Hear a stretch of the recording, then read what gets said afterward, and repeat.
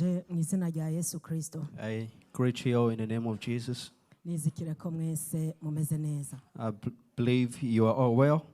Iyo vuga ngo mwese mumeze neza, When I say that you are all well, hashobora kuba harimo abagwayi. perhaps there might be some people in the midst that are sick, Ariko bakagwara ku mubiri, but they are sick physically, impwemu ifise ubusabane n'Imana. but spiritually they are well aligned with the Lord. Murakoze cyane. Thank you so much. Ntanguye gushimira uburongozi I first want to thank the leadership bo banyiyumviyeko. who have thought of me. Ngashimira Imana yo mu ijuru I also want to thank our Heavenly Father, usumba byose who is above all, inyemereye guhagarara hano hantu. who has allowed me to stand at this place. Ndasaba Imana ntibe ku bwanje, I'm praying that it's not going to be for me, ariko bibe ku isumba byose. but it's going to be for the above all. Imana ihimbazwe. May the Lord be glorified. Ni iby'igiciro kuba mu nyonga z'Imana. It's with a great value to be in the presence of Kuruta God, kuba ahandi hantu hose. better than being anywhere else. Utaravyumva If you haven't heard of it, urafise ubuhombe. you have a great loss. Ariko ahantu heza kuba ndababwiza ukuri. But the most significant place to be Kuba at mu Mana. is to be in God. Kuba mu Mana hari amahoro. Being God, there's Hari peace, umunezero. there's a joy, Hari kugubwa neza. there's a being good. Mana ishimwe cyane. Praise be unto Jesus. Uno munsi icigwa cyacu c'uno munsi The title of our today's sermon ni ukutanyiganyiga. is Not to be Shaken. Ukutanyiganyiga. To not be shaken. Mana ishimwe cyane. Praise be to Jesus. Namye nibaza cyane I have been thinking, ninde amaze gukugwa iryinyo. who has been taken their tooth out? Ndibaza nta numwe atarakugwa iryinyo. I'm sure everyone Nabo has badataritse gone through the ndazi experience. ko mwakuwe amenyo. Even those who haven't put their hand up, Ndasubira such kubaza. experience that they have been through. I'm going to ask Ndasubira again. kubaza ubugira kandi. I'm going to ask again. Ninde amaze gukugwa iryinyo. Who has been had their tooth taken out? Kwizera ndabona ntarakugwa iryinyo na I've rimwe. seen Chris that hasn't had her tooth taken out. Amenyo yawe arakomeye Imana I'm ikugirire sure your neza. teeth are very strong. May Ariko God bless you. ndizera ko twese twakuwe amenyo. But I'm sure all of us have had our teeth taken out. Iryinyo kugira ngo rikugwe na cyane cyane bajya bakiri batoyi. For the tooth to be taken out, especially for those young ones, Hatangura kubiki. what happens first? What's the step first? The first step. Iryinyo ritangura The tooth will be wobbly first. kunyiganyiga niziza cyane. Will get loose. Kuko iryinyo ritaranyiganyiga kugira ngo If it's not rikugwe wobbly, for it to come out, ni mpaka ibyabahinga it's for the expert to know about that. Iryinyo rimaze kunyiganyiga Once the tooth is wobbly, what happens next? hakwirikira kuri kurayo siko The next stage to be taken out. kuko rimaze kunyiganyiga Because once it's wobbly, nta kindi kiba gisigaye there's nothing else left. nta n'akamaro riba rifise Because it's not of any good use. kuko nturira ku ryinyo rinyiganyiga Because you can't eat your food on a wobbly tooth. ucuri kurayo That means you ukarita need to get it out. siko bimeze Isn't that how it is? Mana ishimwe cyane Praise be unto Jesus.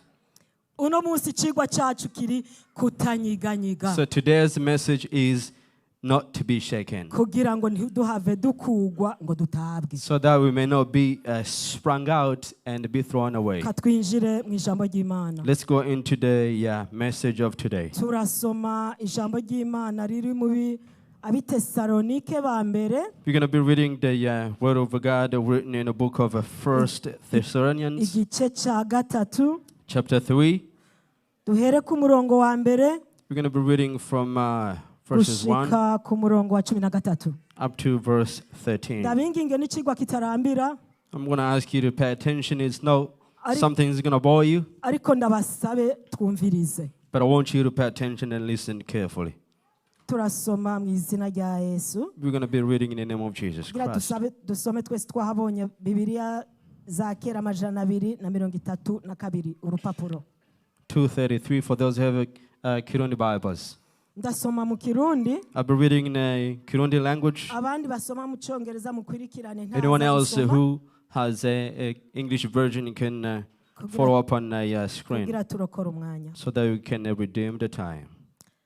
Ndasoma mu izina rya I'll be Yesu. reading in the name of Jesus Christ. Ibyo Timoteyo yatumwe. nuko tutagishoboye kwihangana dushima gusigara twenyene muri Atenayi, dutuma Timoteyo mwene data umukozi w'Imana agabura ubutumwa bwiza bwa Kristo ngo abakomeze abaremeshe ku vy'ukwizera kwanyu, kugira ngo ntihagire uwo muri mwebwe anyiganyizwa n'amarushwa. Muca akarongo anyiganyizwa n'amarushwa. Underline the one who is unsettled but the trials. Kuko ubwanyu muzi yuko arico twashiriweho nyene, kandi hamwe twari kumwe namwe twarababuriye yuko tutazobura kubabazwa, kandi niko vyabaye murabizi. Nanje nico catumye ntumiyo bitakinkundiye kwihangana kugira ngo menye ukwizera kwanyu, nikenga ko wa musukanyi yoba yarabasutse natwe tukaba twaratamijwe n'ubusa. Ariko none Timoteyo arashitse avuye iwanyu, atuzaniye inkuru nziza n'ukwizera kwanyu n'urukundo rwanyu, kandi yuko mutwibuka neza iminsi yose, mudukumbura, mugomba kubonana natwe nk'uko natwe tubakumbura. Nico catumye bene data turemeshwa ku bwanyu n'ukwizera kwanyu mu mubabaro wacu wose no mu marushwa. Kuko none turiho asangwa muhagaze kuko none turiho asangwa muhagaze mu mwami. Nishimwe kitwoshobora kwishura Imana ku bwanyu kubw'umunezero wose tubanezerererwa imbere y'Imana yacu. Dusenga cyane ijoro n'umurango kugira ngo twibonanire namwe imbona nkubone, tunonosore ivyasigaye ku kwizera kwanyu. None Imana yacu ubwayo niyo data wa twese n'umwami wacu Yesu agorore inzira yacu yo kuja iyo. Namwe umwami wacu abagwirize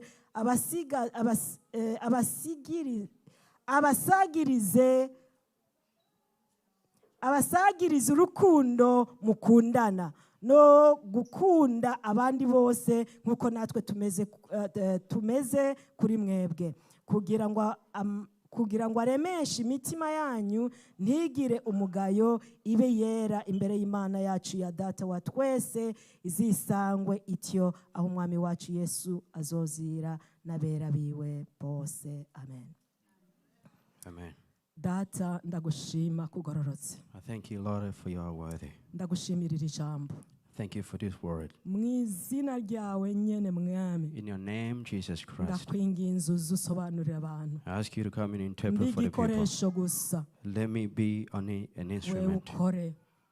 Ni mwizina ryawe gera In the name of Jesus Christ. Amen. Amen. Imana ishimwe cyane. Praise be unto Jesus. Imana ishimwe cyane. Praise be unto Jesus. Umutwe w'amajambo ningo kutagirane. The title of the message says, kutanyeganyega. To not be shaken. Hallelujah. Nsomye aya majambo y'Imana. When I read the word, naciye nsoma ibice byose. I read all the verses. Ndaba urukundo Paulo yakunze abitesalonike. And I tried to discover the love that Paul had for the Thessalonians. Iminsi yose yama bitwaririka. He mostly was caring for them. Yama bibazako. He would think of them. Hari ico yari yabasigiye. There's something that he has left for them. Ico With kintu them. yari yabasigiye.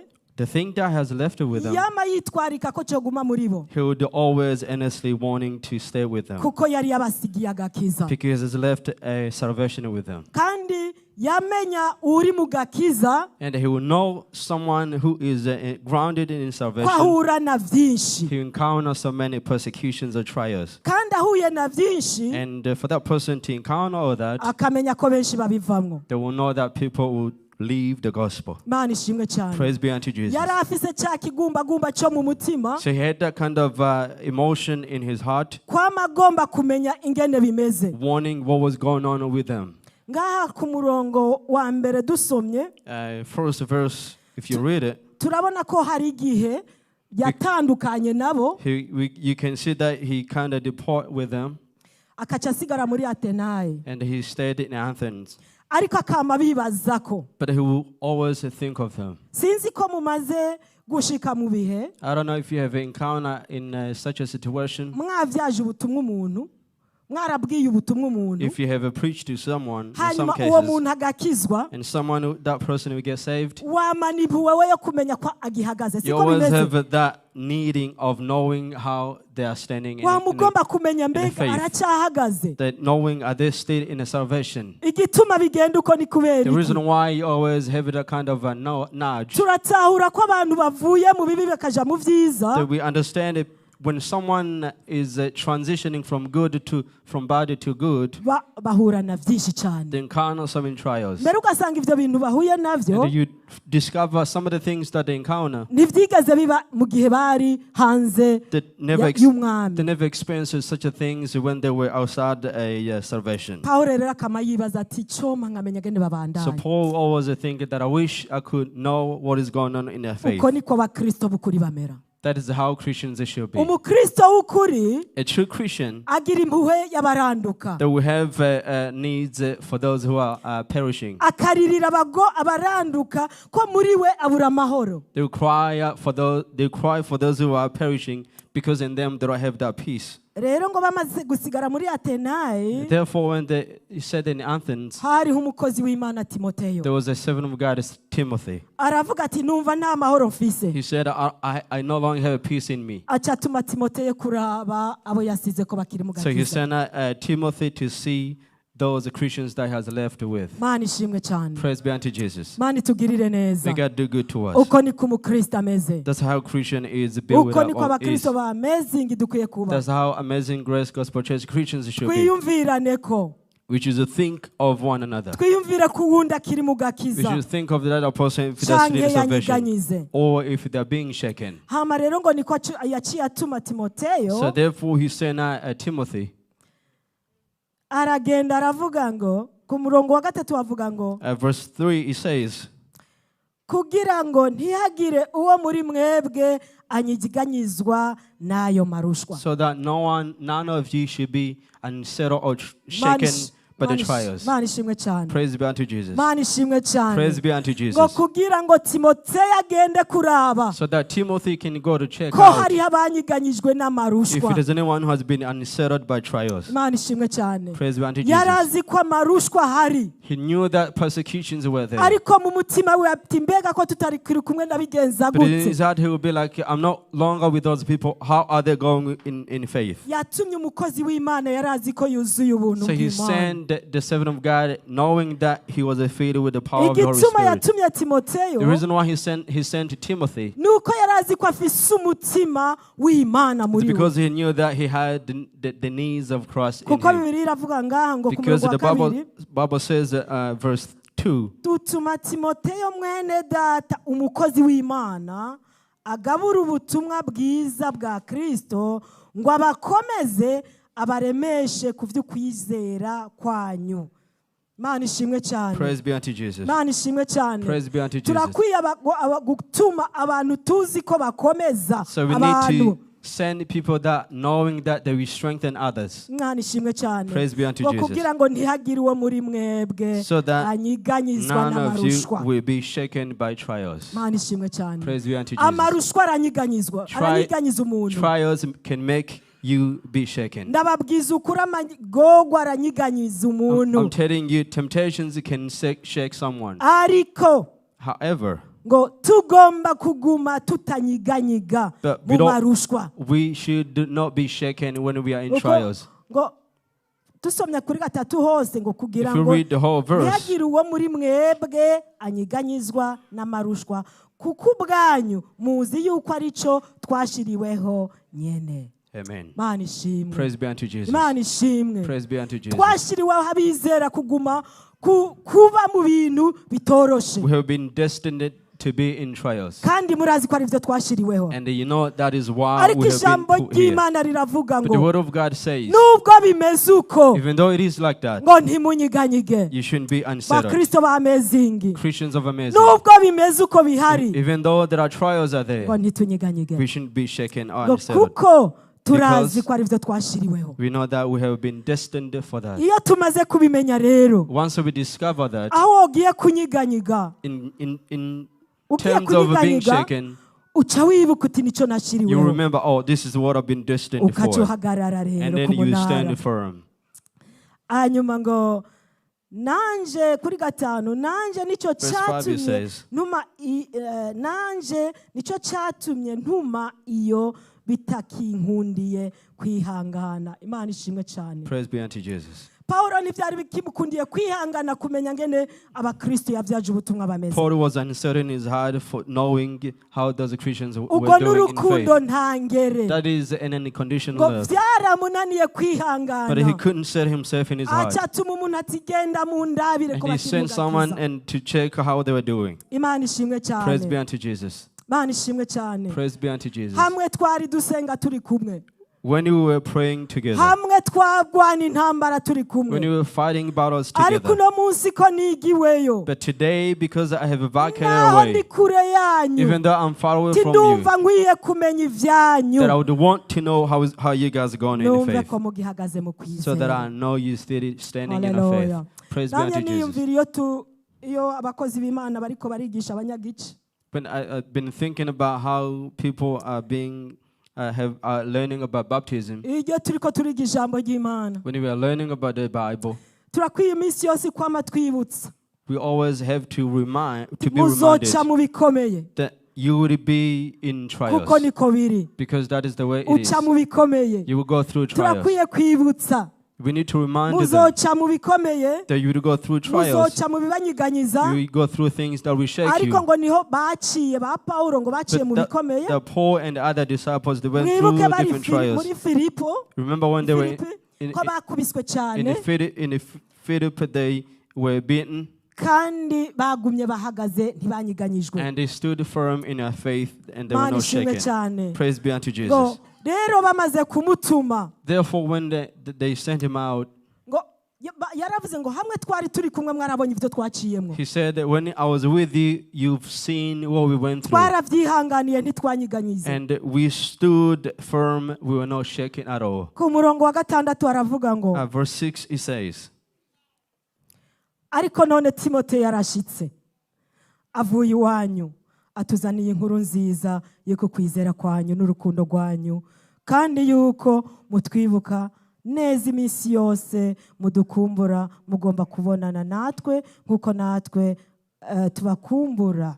Imana ishimwe cyane. praise be unto Jesus. Timote yamaze kujana ubutumwa, After Timothy taking good amaze news, gushika ngo yasanze bari amahoro, after arriving, he found them in peace. yasanze batanyiganyijwe, They were not shaken at all. naho baciye mu magorwa ngo Even though ntibanyiganyijwe, they went through trials, they were not shaken at all. bagumye mu gakiza. They stood firm in inkuru their faith. nziza bumvise The good news Timote yasubiye that they've heard when Timothy went back, ngo Timote yarashitse. that Timothy has Hallelujah. arrived. Timote yazanye inkuru That nziza. Timothy is bringing some good news. Ishengero mwagumye mumeze neza. Church, you have been Hallelujah. good. Hallelujah. Ishengero mwagumye mumeze neza. Church, you have been good. naho ibyabanyiganyiza byari Even biriho, though there were so many trials in the ngo midst, ishengero ryagumye neza. that the church stood atwara inkuru firm. nziza, That he's taking good ati news. nasanze bameze And neza. he said, I found them in a good condition. naho amarushwa yabashitse ko bari bameze Even though they went through neza. different persecutions, they Mana stood ishimwe firm. cyane. Praise be unto Mana Jesus. ishimwe cyane. Praise be unto Jesus. imbere y'Imana iranezerwa Before God, he was pleased. iyo menya ko mwaciye mu bikomeye, That I wish I knew that you went through hanyuma trials. mukaguma mugakiza And then you ntimunyiganyizwe. stood firm, you were not haba shaken. inkuru nziza cyane no mu That ijuru, there was a good news on earth and in n'abamarayika heaven. baranezerwa. Even angels were iyo itumye exuberant. abamarayika bayo When he sent his angels tindabira ngene bameze, to go and check how the genda Christians are, undabira go ubanganiririze, and check and speak to them. aca asanga bameze And he neza. found them in a good inkuru faith. nziza ku murongozi. musenzi, And it's a good news for the inkuru leader. nziza ku It's a musenzi, good news for the inkuru intercessor. nziza ku It's a muririmbyi, good news for the inkuru singer. nziza ku muntu wese It's a akunda good ijambo news for ry'Imana. anyone who loves the word of Iyo God. abawusanze bameze neza, If they find you in a good faith, abamarayika the baranezerwa. angels will be happy. Imana ishimwe cyane, Praise be unto Jesus. Imana ishimwe Praise be cyane. unto Jesus. Tugume ntitunyiganyige Let us stand mu firm and bintu not be ibyo ari byo shaken byose, in everything. ko uwo ari we wese For anybody, ntitunyiganyige. we shouldn't be shaken at all. Hallelujah. Hallelujah. Ntitunyiganyige. We shouldn't be shaken. Guma mu gakiza, Stand firm in your mu faith. gakiza ntituze tuveyo. Let us stay in faith. Imana ishimwe cyane. Praise be unto Jesus. Ibyinshi bikubako, Anything that happened to ibyinshi you, bimbako, anything that gume happened mu to me, gakiza as to sinyiganyige. stand firm in the salvation and be ishimwe shaken. cyane. Praise be unto Niba Jesus. ntwara inkuru, If they take some news, abamarayika the bazonezerwa angels will be ati happy. yagumye muri ka gakiza They will say they twamusigamo. stand firm in the salvation that we left him with. Dusaba Imana kuguma mu gakiza So let us twakiriye. pray so we can stay in the Dusaba Imana salvation. ntitunyiganyige, Let us pray so that we won't be shaken. kuko nitwanyiganyiga Because if we do so, tuzogwa, we will fall. imizi izokuma. The roots will dry up. Imizi imaze kuma, Once the roots are dry kiba up, kigisigaye, there's nothing else left. tuca twuma. Then it will completely Ariko be in drought. ntitunyiganyige shengero ry'Imana, ntitunyiganyige, Let us not be shaken. tugume mu kwizera, Let us stay in tugume faith. mu guhagarara Let us stay standing naho biba firm, bigoye. even though it's very hard. Mani tugirire May neza. God do good to us. Ku murongo w'indi haravuga ngo Verse 7 it says, nicyo cyatumye bene data turemeshwa ku bwanyu no kwizera kwanyu. Hallelujah. Hallelujah. Abera baranezerwa no kwizera kw'abera. The saints are happy with the standing Ngo firm of nicyo the saints. gituma twanezerewe And that is why we were pleased, tubonye kwa kwera kwanyu, knowing how holy you are. ngo natwe byaciye biduha umunezero. And it made us glad. Imana ishimwe cyane. Praise be unto Jesus. Imana ishimwe cyane. Praise be unto Jesus. Muranezera abavyeyi babareze mu vy'imwemu. You are pleasing today to your spiritual Mugumye parents mu gakiza. if you stay in your faith, Mugumye mu gakiza if you mwaronse. stay in the salvation that you are given. N'amarushwa yoba, Even though there are so many mukaguma mu persecutions, gakiza. and you stand firm in your faith, Abera baranezerwa. the saints are very happy. Abamarayika baca batwara raporo The angels will mw'ijuru take a good report in heaven. ati baragumye muri ka And they gakiza, said they stood firm in the faith. naho satani yabagombye Even though kubanyiganyiza, the devil wanted ati to baragumye make muri them ka shaken, gakiza. they will say Bani they bagirire stood firm. neza. May God bless you. Abamarayika baranezerwa batwaye raporo Angels are mw'ijuru happy and they will take a good ati report in heaven. baragumye muri ka gakiza And they will babasigamo. say they stood firm in their faith. Mana ishimwe Praise cyane. be unto Jesus. Guma mu gakiza. Stand firm in the salvation. Hallelujah. Guma Hallelujah. mu gakiza Stand bakristo. firm in the Guma salvation. mu gakiza. Stand firm in the salvation. Kuko abamarayika birabanezera. Because it pleases the angels. Ngo baca batwara raporo. And they will take a good Ngo ba report. bandi bagumye mu gakiza. And they will say those stood firm in Kuko their Timoteyo salvation. yaciye atwara raporo. And Timothy took a good news. Kandi ngo abashiriye raporo baciye bavuga ngo After taking good news to them, niwo they said munezero wacu, that it is our joy. nivyo vyishimo vyacu, And this is our pleasing. nta kindi twokwishimira And we cannot boast ourselves for atari anything uko else abera bagumye mu gakiza. rather than for the saints to Hallelujah. stay firm in Nta their kindi salvation. kinezera abera ndabibabwiye There's nothing else that is pleasing atari uko abera baguma mu rather than for the gakiza. saints to stay in their salvation. Si ibintu vy'amaronko vyaba vyinshi, It's not something that you could Ari- strive for. n'imitima yagumye ku But it's musaraba. just the hearts that stood firm. Iyo ni inezera But of kurusha course. ikindi kintu cose. Mana ishimwe cyane. Praise be unto Iyo ni Jesus. inezera kurusha ikindi cyose. That is more pleasing than anything else. Nga ku murongo w'umunani Verse 8, havuga ngo it says, kuko none turiho asangwa muhagaze mu mwami. since we live, we Iryo are standing jambo in love of the turyumvireko. Lord. Let us think about this word. None turiho rero So therefore we live, kuko mugihagaze mu mwami. because we're still standing in the Lord.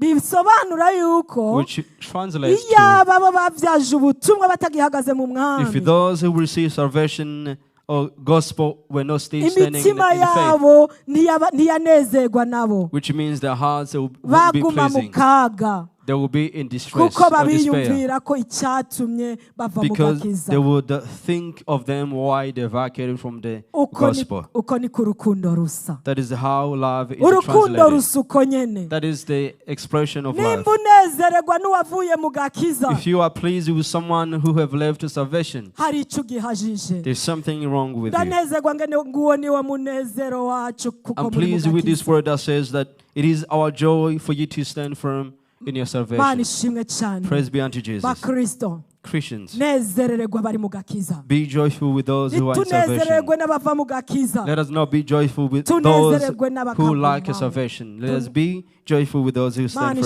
in ishimwe it. cyane. Praise be unto Ngo Jesus. niwo munezero wacu ko mukiri mu gakiza. And that is our joy for Mana you staying in ishimwe salvation. cyane. Praise be unto Ni Jesus. umunezero cyane It is very joyful kumva ko abera bagihagaze mu gakiza, to hear saints are still standing firm in their faith. atacyabanyiganyije, And nothing has made them naho shaken. hari bibanyiganyiza, Even though there were so many things that would have shaken them, bagumye mu gakiza. but stood firm in Guma mu salvation. gakiza shengero ry'Imana. Stand firm as a church. Guma mu gakiza abakristo. Stand firm as a Christian. Mana ishimwe cyane. Praise be unto Jesus. Ngo nishimwe kuri 9, nishimwe Verse ko 9. twoshobora kwishura Imana ku bwanyu. Nishimwe ki twoshobora kwishura Imana ku bwanyu.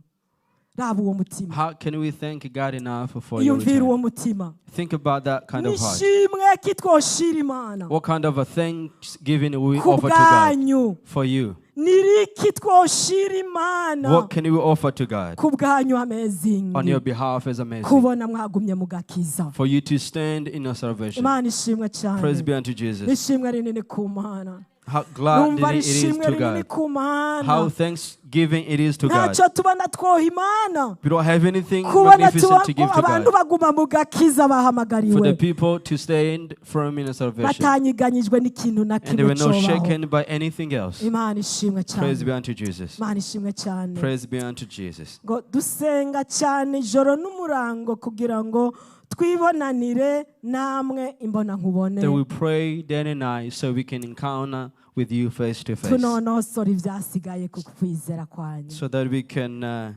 finish the things of faith. Imana ishimwe cyane. Praise be unto Jesus. Natoyemo ijambo ngaha. I've gotten something from here Turacyabasengera cyane. that we are still praying for you. Naho Gladly. twumvise ko mukiri bazima muri mu gakiza. Even though we've heard that you still stand firm in your salvation, Turacyabasengera cyane. we are still praying for you Kugira ngo dushobore kugaruka. so that we can make a return Tunonosora twasigaye. and finish what was lacking. Imana ishimwe cyane. Praise be unto Jesus. Naho buri mu gakiza. Even though you are in salvation, Ijambo ry'Imana rirambwira ngo the word of God tells me that mpamagara nanje ndakwitaba they call upon me and I will ngo respond nkwereke iby'ikinzu by'utari so bwamenye. that I can show you what is hidden Mu things you gakiza haven't seen. kacu In our salvation, hariho byinshi tuguma twiga. there are things that we're still learning. Mu gakiza kacu In our salvation, n'ababishopu hari ibyo baguma biga. even the bishops that are still Mu lacking some gakiza knowledge. kacu In our salvation, ntituzigera dushika kugeza wa munsi we will aho never tuzobaza be tubona imbona fully have nkubona. the knowledge to the point we will reach to heaven. Nicyo gitumira ijambo ry'Imana rivuga ngo That is why the word of God says ndifuza kubonana namwe that I wish to be with you kugira nonosore so that I utwasigaye. can finalize what was lacking. Tucihanganye rero, So while we're still enduring, tukirindiriye rero, while we're still waiting, hariho utwasigaye, hariho utwo tugomba there are kumenya. things that we still need to know. Nacyo gituma rero mu gakiza kacu That is why in our salvation, dukwiye kuguma dusenga we need to keep kugira praying ngo duhishurirwe utwasigaye. so that we can receive the Utundi- final revelation. utundi tukiriho duto duto tutugora. Little things that we need to be revealed Imana to. ishimwe cyane. Praise be unto Hariho Jesus. udusigaye There tukitugora. are things that we are still Utwo lacking. ni duto duto It's just little things dukeneye that we kunonosorwa. need to finalize and Imana ishimwe conclude. cyane. Praise be unto Ariko Jesus. urukundo mwarugumyemwo, But you are still in the old love. umunezero You mwawugumyemwo, are still in the old joy. kugubwa neza You are mwakugumyemwo, still in the goodness. gufatanya mu kwizera You are mwakugumyemwo. still in a joint Mana ishimwe faith. cyane. Praise be unto Mana Jesus. ishimwe cyane. Praise be unto Ngo Jesus. ndifuza kubonana That I namwe wish to see you kugira tunonosore duto so that we twasigaye. can finalize the little things that are lacking. Imana ishimwe cyane. Praise be unto kandi Jesus. tugume dusenga Imana Let us continue to pray. kugira ngo n'utwo duto tuzononosogwe Even though the little neza things we may conclude. ariko ndashima Imana yuko I praise God Imana that yabasanze bakiri n'urukundo the God found them, they are still in the old love. Imana yabasanze bakiri hamwe That they are still together. Hallelujah. Hallelujah. Imana yabasanze bakiri batarasanzara They found them together, not having Imana departed. ihabwa icubahiro May ku God be murongo praised. w'icumi na kabiri Verse 12. ngo namwe umwami wacu abagwirize abasagirize urukundo mukundana. Hallelujah. Hallelujah. Hallelujah. Hallelujah. Imana ngo ibasagirize urukundo So mukundana. may God overflow the love that you have Irazi for ko each other. mukundana He knows that you love ariko one ngo another. irubasagirize So may cyane. He overflow the love in the midst of you. Gusagiriza n'ikirundi Overflowing is a concept. urukundo rurahari. There is a love over there. Sinzi dushize amazi mu gikombe When you put water in a cup or in a glass, kikagera ku gatoya hagasigaye gatoyi there's only a little bit of a space to ukagumushyirako amazi to add more water so it amazi can araruha be full agaseseka. and the water will overflow. Nicyo gituma ijambo ry'Imana rivuga ngo That is why the word of God says urukundo turi nago that we truly have a rugomba love. kurusa ngo rube rwinshi But cyane God would want to rurenze. overflow the love in the midst of Imana us. ishimwe cyane. Praise be unto Mu Jesus. Cyongereza niho vyumvikana In neza. English, it's very explainable. Imana ishimwe cyane Praise be unto ngo Jesus. namwe umwami wacu abagwirize abasagiriza urukundo mukundana. But may the Lord make your love increase in the overflow of each other Imana ishimwe cyane. for Reka everyone tubandanye else. rwa rukundo rero. So let us continue with the Ahubwo love. turutsindagire. Let us, emphasize the Sindiko love. ndavuga mwebwe gusa. I'm not only talking about Ndiko you, ndavuga n'uwari we but I'm wese. also talking about anyone else. Uwari we wese. Anyone else. Kuwari we wese. Or to anyone else. Kugira ngo urukundo dukundana uhora haguma So that the gongerereza. love we have of one another, God can overflow it. Imana ishimwe cyane. Praise be unto Jesus. Imana itugirire neza. May God do good to Kuko us. nababwiye nta majambo menshi mfise. As I've told you, I don't have much of N'amajambo yo words. kuguma kutanyeganyega. It's just a word to not to be shaken. N'amajambo yo kuguma ku musaraba. It's for you to stay on the cross. Imana ishimwe cyane. Praise be unto Jesus. Imana izana ijambo hari impamvu. When God brings the word, there's a reason. Imana iradukunda. God loves us. Imana irabona ko hari urukundo rudasanzwe. God could see that there's a true love Imana in the irabona midst. uko biri kose. However Imana it irabona is, urukundo muri mwebwe. God can see the love in the midst of Imana you. ibona ivyikinze God cyane. can see the hidden things. Imana ishimwe cyane. Praise be unto the Lord. Ariko Imana iravuga ngo But God is saying, gomba ndagongerereze rukure. but I want to increase the love Kugira ngo and the grow rusesekare. and the overflow it. Imana ishimwe cyane. Praise be unto Jesus. Narasoma umurongo wa nyuma ndabasabye duhaguruke. I'm going to read the last verse, but I want everyone to stand up. Duhaguruke ndabasabe I'm mwihangane. going to ask you to stand up. Imana Please bear ishimwe with me. cyane. Praise be unto Jesus. Umutwe w'amajambo ntitunyiganyige. The title of the sermon says to not Ko be turabona shaken. ibinyiganyiga ngene bica bigenda. Because we see things that when things are Ibinyiganyiga shaken, biraruha bigahenuka. things will fall. They will Reka fall. duhagarare rero dufise imizi Let us stand firm with our roots kugira ngo ntitunyiganyige. so that we may be Mana not ishimwe be cyane. shaken. Praise be unto Ku Jesus. murongo wa 13 ari wo murongo wa nyuma. Verse 13, which is the last verse of this Mana ishimwe passage. cyane. Praise be unto Ngira Jesus. ndawusome tuwibazeko. I'm going to read it and I want us to meditate on it. Ndakwinginze uwibazeko. I want you to think of it. Uwo ari we wese uwibazeko. Anyone who is here to think of the Sinaka verse. wibazako sije It's not ndawibazako just suyu. such and such or me or Uwo anyone ari we else, wese awibazeko. but everyone else to think of this verse. Kugira ngo aremeshe imitima yanyu ntigire umugayo ibe iyera imbere y'Imana yacu niyo data wa twese. May He strengthen your hearts so that you be blameless and holy in the presence of our God and the Father when your Lord Jesus Christ comes with His holy ones. Iremeshe imitima yacu ntigira kwimigayo. May He, Ntugire ko imitima yacu ntibemwe umugayo. may our hearts be blameless. Mana ishimwe cyane. Praise be unto Jesus. Mana ishimwe cyane. Praise be unto Jesus. Imitima yacu ntibemwe umugayo. May our hearts be blameless. Ntiyagira icyo Imana itugayako. I don't want God to have anything Ubu to nyene ubu blame us. ngaha ntiyagira icyo Imana So itugayako. our God may not blame us for anything. Hari icyo ubona ko Imana yo kugayako. Do you know that there's something God would blame you for? Uragororotse nivyo. I know you might think you are Ukunda holy. Imana nivyo. I know you love God. It's true. Uraririmba nivyo. I know you sing. It's true. Uravuga ubutumwa nivyo. You preach the Kandi gospel. mu by'ukuri ntibibuza ibyo kuba ku mugayo. But I know there's few things that God can blame you for. Suzuma umutima wawe muri uno mwanya. Evaluate your heart right now. Suzuma umutima wawe muri uno mwanya. Check your heart right now. Yumvireho. Just think. Urabona ko Imana atakikugayako. Do you think God won't blame you for anything? Urumva ko ari amina mu mutima Do you wawe. think it is an amen in your heart? Waturongoreye yavuze ngo urarongoye programa yavuze ngo The service leader has mentioned dukore nk'abamenya ko tubayeho uyu munsi gusa. that we need to serve God as Mana if ishimwe. we will survive Ngo today. dukore nk'abazi ko tubayeho uyu munsi Let us gusa. serve the Lord as if we only Mbega going to muri survive kano today. kanya So at this moment, uyu munsi today, muri uno mwanya at this very moment, urumva yuko do you feel like uhoraho yoza if nta mugayo ugira. Jesus will return today, you won't have any blame? Mana itugirire neza. May God do good to Ndahamagaye us. umuntu wese I'm going to call upon yoba anyone yumva mu mutima wiwe who feels in their heart ndazi ko nabihejeje byose that I know I have finalized everything, ariko ndumva ko hari icyo ngihagije gatoya. but I can feel like there's something that I'm still lacking in me.